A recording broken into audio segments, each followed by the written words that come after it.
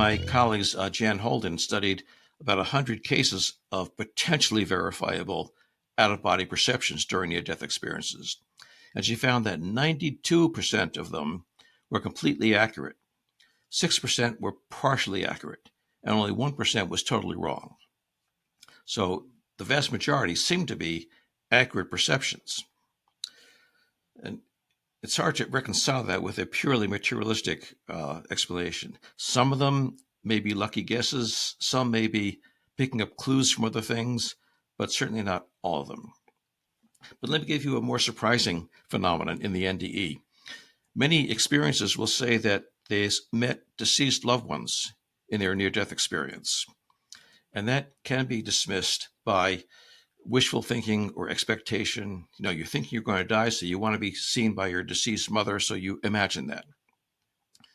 But we have a number of well-documented cases now where people saw or claimed to see deceased individuals who were not yet known to have died. So that takes expectation off the table. So somebody they knew? Yes, but they didn't know the person had died. I see. So before they went into operation or had an NDE or whatever happened, coma, they... Well, let me give you, let me give you an example. A fellow in his 20s was hospitalized with severe pneumonia, and he had respiratory arrest where he couldn't breathe. And his main nurse who was working with him was about his age, a young, attractive woman. And one day she told him she was going to be taking the weekend off and there'd be other nurses substituting for her. So she left, and while she was gone, he had another respiratory arrest where he had to be resuscitated. And at that time, he had a near-death experience. And he found himself in a beautiful pastoral scene. And then he saw the nurse walking towards him. And he was stunned. He said, "Anita, what are you doing here?" And she said, "Jack, you can't stay here with me. You need to go back. I want you to find my parents and tell them that I love them very much, and I'm sorry I wrecked the red MGB." And then she turned and walked away. When he later woke up in his hospital bed, he had a complete memory of this. And he started to tell the first nurse that came into his room, and she got very upset and left the room. It turned out that the nurse had taken the weekend off to celebrate her 21st birthday, and her parents surprised her with a gift of a red MGB.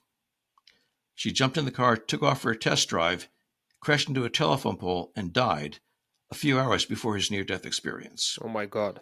Now, there's no way he could have known or expected that she was going to die, and no way he could have known how she died, and yet she did. We have dozens and dozens of cases like this that are fairly well documented. And in fact, they go back to ancient Rome. Pliny the Elder wrote about a case like this in the 1st century. So they're not a new phenomenon by any means. Hey, thank you for listening. First and foremost, a massive, massive thank you to my producers, Lorenzo, Jurechuk, Carmen, Veronica, Mila, and Taichi. You legends rock. Without you, this podcast would not have been possible at all. Thank you so much. For the rest of you, if you enjoyed listening to the episode, please follow and subscribe on Spotify, Apple Podcasts, and YouTube. And of course, if you'd like to become a patron as well, go to Patreon, type Smart Cookies in there, and become one. All right. Thanks a lot. Bye-bye.